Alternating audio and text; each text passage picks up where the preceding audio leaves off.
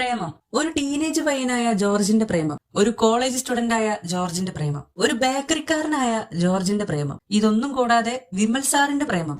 പ്രേമം തോന്നാനുണ്ടല്ലോ, അഞ്ജലിയോടുള്ള ഈ പയ്യന്റെ പ്രേമം, നായർ കുട്ടിയെ കിട്ടിയ കോയയുടെ പ്രേമം. താൻ പ്രേമിച്ചല്ലേ കല്യാണം കഴിച്ച അതൊരു നായർ ആകെ മൊത്തത്തിൽ ഈ സിനിമയിൽ എവിടെ നോക്കിയാലും പ്രേമം പ്രേമം പ്രേമം. അൽഫോൺസ് പുത്രന്റെ സംവിധാനത്തിൽ മെയ് 29, 2015 പുറത്തിറങ്ങി കേരളത്തിലെ തിയേറ്ററുകളെ ഒന്നടങ്കം ഞെട്ടിപ്പിച്ച നിവിൻ പോളിയുടെ പ്രേമം നമുക്കൊന്നും അത്ര പെട്ടെന്ന് മറക്കാൻ കഴിയില്ല.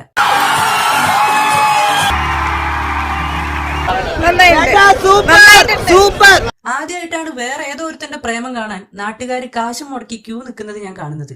പ്രേമം നല്ല പടമാണ്. ഒരുപാട് ആളുകൾ തിയേറ്ററെല്ലാം ഭയങ്കരമായിട്ട് നിറഞ്ഞു കവിയുന്നത്. അന്ന് പ്രേമത്തിന് ടിക്കറ്റ് കിട്ടാതെ എത്ര പേരാണ് പുറത്ത് കാത്തു നിന്നത്. റിലീസിന് മുന്നേ സെൻസർ കോപ്പി ലീക്കായിട്ട് പോലും ജോർജിന്റെ പ്രേമം കാണാൻ ആളുകൾ തിക്കും തിരക്കും കൂട്ടി വന്നു. ഒട്ടും പുതുമകളില്ലാതെ പുറത്തിറങ്ങിയ പ്രേമം റിലീസിനു ശേഷം ഒട്ടേറെ പുതുമകളാണ് കേരളത്തിലെ പിള്ളേർക്കിടയിൽ കൊണ്ടുവന്നത്.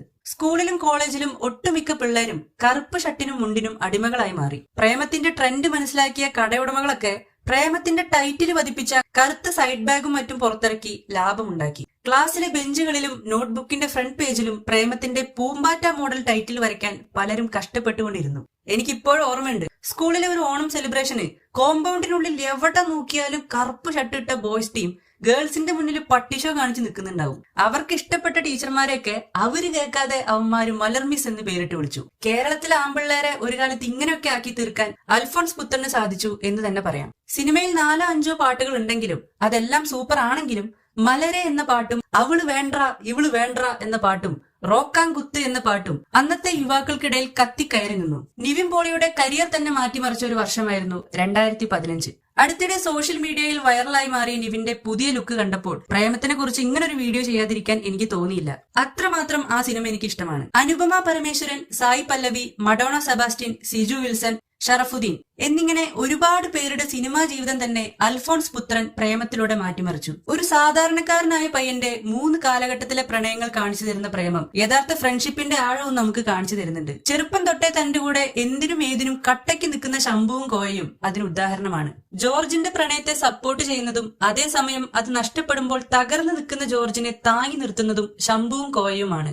ആ ഫ്രണ്ട്ഷിപ്പ് തുടർന്ന് മുന്നോട്ട് പോകുന്നത് നമുക്ക് പ്രേമത്തിൽ കാണാൻ സാധിക്കും. മേരിയോടുള്ള ജോർജിന്റെ പ്രേമം സത്യമായിരുന്നെങ്കിലും അത് അവളോട് തുറന്നു പറയാനുള്ള അവസരം ജോർജിന് കിട്ടുന്നില്ല. അതേസമയം ജോർജിന്റെ പ്രേമം മനസ്സിലാക്കിയിട്ടും മേരി അത് കണ്ടില്ല എന്ന് നടിക്കുകയാണ്. അതുകൂടാതെ എല്ലാം അറിഞ്ഞിട്ടും തന്റെ ബോയ്ഫ്രണ്ടിനെ ഫോൺ വിളിക്കാൻ മേരി ജോർജിനോട് തന്നെ സഹായം ചോദിക്കുന്നുണ്ട്. ഒരു പെൺകുട്ടിയെ ആത്മാർത്ഥമായി സ്നേഹിക്കുന്ന ഏതൊരു പയ്യനും അത് താങ്ങാവുന്നതിനും അപ്പുറമാണ്. എന്നിട്ടും ജോർജ് അതിന് സമ്മതിക്കുന്നു. കാരണം ജോർജിന് മേരിയെ അത്രത്തോളം ഇഷ്ടമാണ്. അവളോട് പറ്റില്ല എന്ന് പറയാൻ അവന് കഴിയുന്നില്ല. എന്നാൽ വർഷങ്ങൾക്ക് ശേഷം ജോർജ് മലർ മിസ്സുമായി അടുക്കുമ്പോൾ മേരിക്ക് അവന് കൊടുക്കാൻ സാധിക്കാതെ പോയ പ്രണയം മുഴുവനും അവൻ മലർ മിസ്സിന് കൊടുക്കുന്നുണ്ട്. സത്യം പറഞ്ഞാൽ ജോർജിന്റെ 3 പ്രണയങ്ങളിലും മലർ മിസ്സുമായുള്ള അവന്റെ പ്രേമമാണ് എനിക്കിഷ്ടം. ജോർജിന്റെ കോളേജ് കാലഘട്ടം കാണിക്കുന്ന അവിടുന്ന് അങ്ങോട്ട് മലർ മിസ്സിന്റെ ഓർമ്മ നഷ്ടപ്പെടുന്ന ആ ഭാഗം വരെ പ്രേമം വേറൊരു വൈബാണ് നമുക്ക് തരുന്നത്. മലർ തന്നെ മറന്നുപോയി എന്ന് ജോർജ് തിരിച്ചറിയുമ്പോൾ അവിടെ തകർന്നു പോകുന്നത് ജോർജ് മാത്രമായിരുന്നില്ല, അത് കാണുന്ന പ്രേക്ഷകർ കൂടിയായിരുന്നു. പിന്നീട് എല്ലാം മറന്നു ജീവിക്കുന്ന ജോർജ് പ്രേമം എന്ന കോൺസെപ്റ്റിനെ തന്നെ വെറുത്തിരുന്നു. സെലിനെ കാണുന്നത് വരെ. അവിടുന്ന് അങ്ങോട്ട് ജോർജിന്റെ കുറച്ചുകൂടി മെച്യൂരിറ്റി ഉള്ള ഒരു പ്രേമമാണ് നമ്മൾ കാണുന്നത്. സെലിന്റെ എൻഗേജ്മെന്റ് ഉറപ്പിച്ചു എന്ന് മനസ്സിലാക്കുന്ന ജോർജ് പിന്നെ അവൾക്ക് പിന്നാലെ പോകാൻ ശ്രമിക്കുന്നില്ല. ഒടുവിൽ ജോർജിന്റെ വെഡ്ഡിംഗ് റിസപ്ഷനിൽ അവന്റെ മലർ മിസ് വരുമ്പോൾ ഒരുപാട് ചോദ്യങ്ങളാണ് നമുക്കുള്ളിൽ ബാക്കിയാവുന്നത്. മലർ മിസ്സിന് ഓർമ്മ നഷ്ടപ്പെട്ടതാണോ അതോ ഒരു സ്റ്റുഡന്റിനെ കല്യാണം കഴിക്കേണ്ടി വരുമോ എന്ന പേടികൊണ്ട് അവൾ അങ്ങനെ അഭിനയിച്ചതാണോ എന്നത് ആദ്യത്തെ ചോദ്യം. നഷ്ടപ്പെട്ട മലർ മിസ്സിന്റെ ഓർമ്മശക്തി പിന്നീട് തിരിച്ചു കിട്ടിയോ എന്നത് 2ാമത്തെ ചോദ്യം. മലർ അവളുടെ കസിനെ കല്യാണം കഴിച്ചില്ലേ എന്നത് 3ാമത്തെ ചോദ്യം. ഇതുപോലെ ഒരുപാട് ചോദ്യങ്ങൾ നമുക്കുള്ളിൽ ഉയർന്നു വന്നു. ജോർജിന്റെ പ്രേമം കാണിക്കുന്നതിനോടൊപ്പം തന്നെ സൈഡിലൂടെ മറ്റു ചിലരുടെ പ്രേമങ്ങൾ കൂടി സംവിധായകൻ നമുക്ക് കാണിച്ചു തരുന്നുണ്ട്.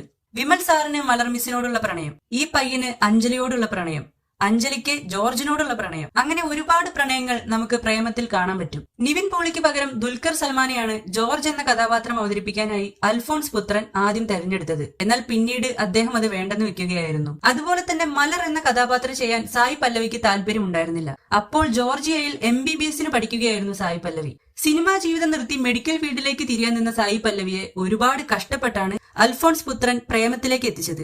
സ്ക്രിപ്റ്റ് വായിച്ചതിന് ശേഷം മലർ എന്ന കഥാപാത്രത്തിനോട് സായി പല്ലവിക്ക് ഇഷ്ടം തോന്നുകയായിരുന്നു. റിലീസിന് മുന്നേ ടീസറോ ട്രെയിലറോ പുറത്തുവിടാത്ത ഒരു മലയാള സിനിമ കൂടിയാണ് പ്രേമം. ആകെ ഒരു ഫസ്റ്റ് ലുക്ക് പോസ്റ്ററും ആലുവ പുഴയുടെ തീരത്ത് എന്ന വീഡിയോ സോങ്ങും മാത്രമായിരുന്നു അന്ന് റിലീസിന് മുന്നേ പുറത്തിറക്കിയിരുന്നത്. ഐശ്വര്യ ലക്ഷ്മി, റീബ മോണിക്ക ജോൺ എന്നിവരെയായിരുന്നു സെലിൻ എന്ന കഥാപാത്രത്തിനായി അൽഫോൺസ് പുത്രൻ മനസ്സിൽ കണ്ടുവച്ചിരുന്നത്. എന്നാൽ പിന്നീട് അതെങ്ങനെയോ മഡോണ സെബാസ്റ്റ്യനിലേക്ക് എത്തുകയായിരുന്നു. തെലുങ്കിലേക്ക് പ്രേമം പറിച്ചു നടാൻ നോക്കിയെങ്കിലും അത് അടപടലം മൂഞ്ചിപ്പോയി. നിവിൻ പോളിയുടെ അടുത്തിടെ പുറത്തിറങ്ങിയ സിനിമകളിലെല്ലാം തന്നെ ബിലോ ആവറേജ് ടൈറ്റിലിൽ ഒതുങ്ങിപ്പോയി. അതിൽ തന്നെ ചിലത് അട്ടർ ഫ്ലോപ്പായി മാറി. ഒരു കോമഡി പടമാണെന്ന് പറഞ്ഞ് പുറത്തിറക്കിയ കനകം കാമിനി കലഹം എന്ന സിനിമ കണ്ട് എനിക്ക് ദേഷ്യമാണ് വന്നത്. നേരവും പ്രേമവും പുറത്തിറക്കി നമ്മളെ ഞെട്ടിപ്പിച്ച അൽഫോൺസ് പുത്രൻ ഗോൾഡ് എന്ന തല്ലിപ്പൊളി പടം കൊണ്ട് നമ്മളെ നിരാശപ്പെടുത്തി. ഞാൻ നേരത്തെ പറഞ്ഞ പോലെ വൈറലായിക്കൊണ്ടിരിക്കുന്ന നിവിൻ പോളിയുടെ ഈ ഫോട്ടോ അതാണ് എന്നെ ഇപ്പോൾ 10 കൊല്ലം പിന്നോട്ട് കൊണ്ടുപോയത്. അൽഫോൺസ് പുത്രൻ എന്ന മികച്ച സംവിധായകന്റെയും നിവിൻ പോളി എന്ന മികച്ച നടന്റെയും നല്ലൊരു തിരിച്ചുവരവ് തന്നെ ഞാൻ പ്രതീക്ഷിക്കുന്നുണ്ട്. ഇതുപോലെ പ്രേമം എന്ന സിനിമയെ കുറിച്ചുള്ള നിങ്ങളുടെ അഭിപ്രായങ്ങൾ എന്താണെങ്കിലും ഒന്ന് കമന്റ് ചെയ്യുക.